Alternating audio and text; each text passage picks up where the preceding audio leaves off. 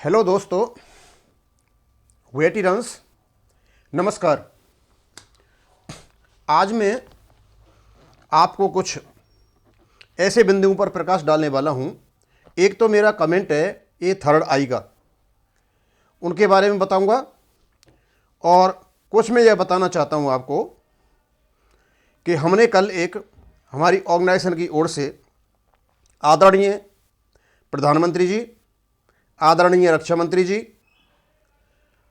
और डीएसडब्ल्यू के joint secretary और श्रीमान डिफेंस सेक्रेटरी को हमने एक पत्र लिखा था OROP-2 इम्प्लीमेंटेशन के बारे में।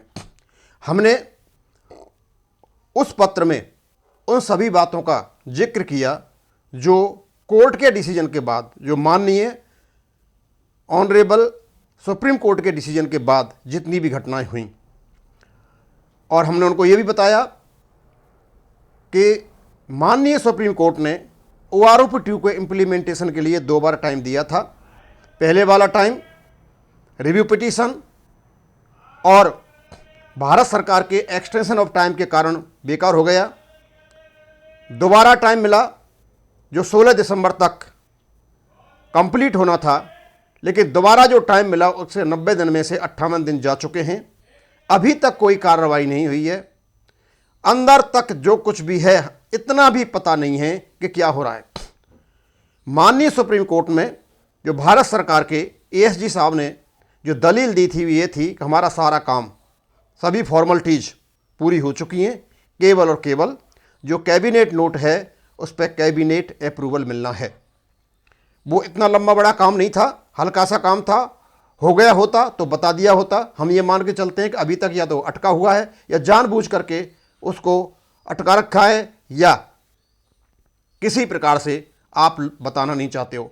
हम आपसे आग्रह करते हैं कि आप इसमें इंटरवेंशन करें और पूर्व सैनिकों की जो 7/11/2015 का नोटिफिकेशन है जो 2019 में ड्यू था उसको लागू कराने का कष्ट करें।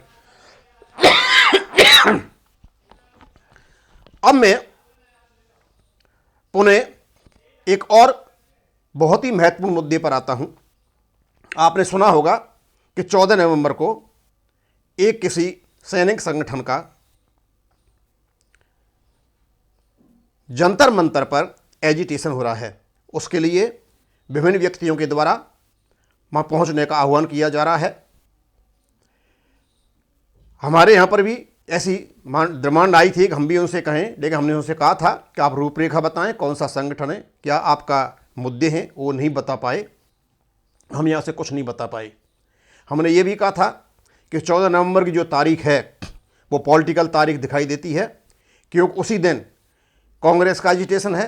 कुछ किसान संगठन जो कांग्रेस पार्टी से संबंधित रखते हैं वो भी आ रहे हैं, और कुछ हमारे ही लोग जो भूतपूर्व सैनिक हैं, हर भूतपूर्व सैनिक किसी न किसी पार्टी से लगा हुआ है हमारे, वो भी वहाँ पहुँच रहे हैं।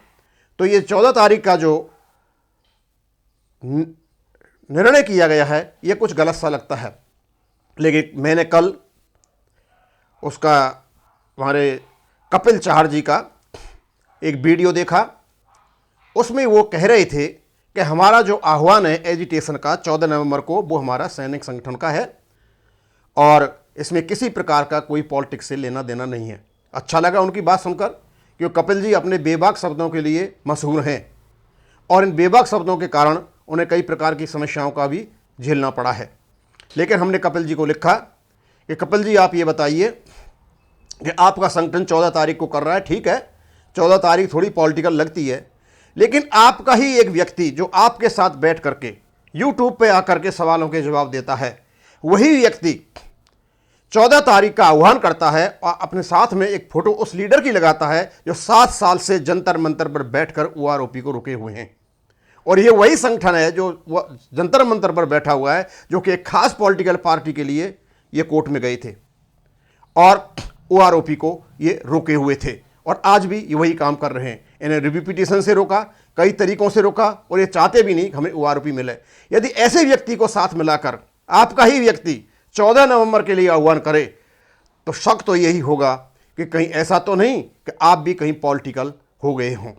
हम आपसे अनुरोध करते हैं कि आप इसको पॉलिटिकल नहीं बनाएं। समझ में नहीं आता कि आप और जंतर मंतर पर बैठे हुए जो व्यक्ति हैं, जो लीडर हैं, आप में और उनमें ऐसा क्या मेल हो गया, बाघ और बकरी एक ही घाट पर पानी पीने लगे?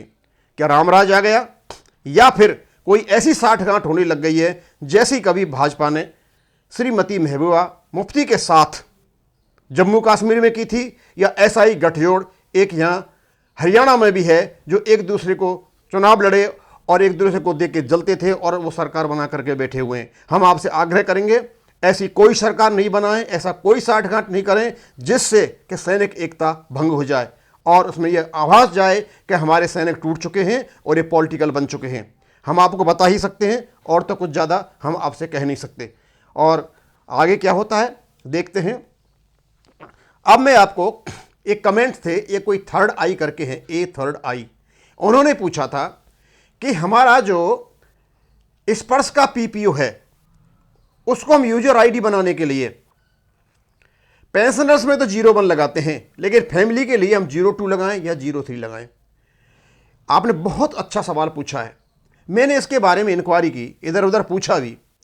सबसे पहले तो हमने ये बताया था क्योंकि एक नेवी की किताब थी, और जब नेवी की किताब है तो बिल्कुल ऑथेंटिक होगी, और स्पर्श के बारे में उसने बहुत कुछ बताया था। उन्होंने बताया था कि पेंशनर्स के लिए 01 होगा और फैमिलीज के लिए 03 होगा।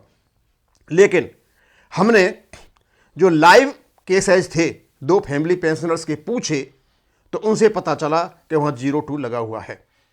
अब ये कन्फ्यूजन वाली स्थिति हो गई। 03 तो मेरे को एक नोडल ऑफिसर थे उसके पीसीडीए के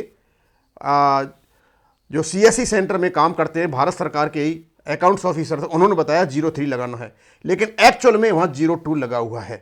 क्योंकि 2 जो फैमिली मेम्बर थे, मैंने उनसे पूछा कि भाई आपने क्या लगाया, बोल 02 लगाया। तो इसका मतलब ये हुआ कि आपके पास जो यूजर आईडी आता है वो 14 अंकों का है। आप उसमें से लास्ट के 2 अंक हटा दीजिए, आपका पीपीओ नंबर बन जाएगा। और यदि आपके पास पीपीओ नंबर है और यूजर आईडी बनाना चाहते हो तो 01 लगा दीजिए, तो पेंशनर का यूजर आईडी बन जाएगा। अभी इन 2 लाइव केसों के आधार पर अब मैं यही कहना चाहूँगा, और भी मेरे जो वीडियो को सुन रहे हैं अपनी कमेंट बता सकते हैं कि एक्चुअल में हो क्या रहा है। तो इसका मतलब ये हुआ कि यूजर आईडी में, यानी पीपीओ का यूजर आईडी बनाने के लिए फैमिली का हम 02 लगा रहे हैं, और 03 तो किताबों में है, पीसीडीए के अधिकारी ने बताया है। एक्चुअल में जब 02 लग रहा है तो हम तो यही मान के चलते हैं कि उसमें 02 लगा हुआ है। 2 केसेज को मैंने देखा था। तो अभी तक तो जो लाइव केसेज हैं उनके आधार पर तो मैं यही कह सकता हूं कि उसमें 02 लगा हुआ है, लेकिन जो नेवी की किताब है या हमने जिस अधिकारी से पूछा था उनके अनुसार वो 03 लगा हुआ है। अब इनमें क्या फ़र्क है, क्यों ऐसा हुआ है, हम आपको और बाद में क्लियर करेंगे। लेकिन अभी तक जो यदि केस किसी के पीपीओ फैमिली के पीपीओ में 02 लग करके उसको खोला जा रहा है तो आप 02 लगाएं और आप आगे बढ़ें। लेकिन मैं फिर भी अपने बहुत पूरे देश के जो हमारे एक्सर्समैन हैं वो मेरे वीडियो को देखते हैं, मैं यही चाहूँगा प्लीज़ आप बताएं कि आपने यदि 03 से किसी ने इसको लॉगिन किया है क्या। अब इसमें क्या है कि आपके पास यदि पीपीओ नंबर है तो 01 या 02 लगाएं, और यदि आपके पास यूजर आईडी है तो लास्ट के जो 01 और 02 होते हैं उनको हटा दीजिए और आपका पीपीओ नंबर बन जाएगा। अब इतनी सी ही जानकारी है, आगे तो इसके बारे में कोई मेरी जानकारी नहीं है। और एक मेरे व्यूअर थे, वो कह रहे थे कि साहब OROP कब तक आएगी। भाई इंतज़ार तो हम भी कर रहे हैं कब तक आएगी, लेकिन अभी तक तो ऐसी कोई भी इंडिकेशन नहीं है कि भारत सरकार OROP देने जा रही है। अब क्या कारण है इसके बारे में अभी तक हमें कोई भी पता नहीं चल पाया है। बस मैं इसको यहाँ ही ख़त्म करूँगा। थैंक यू, धन्यवाद।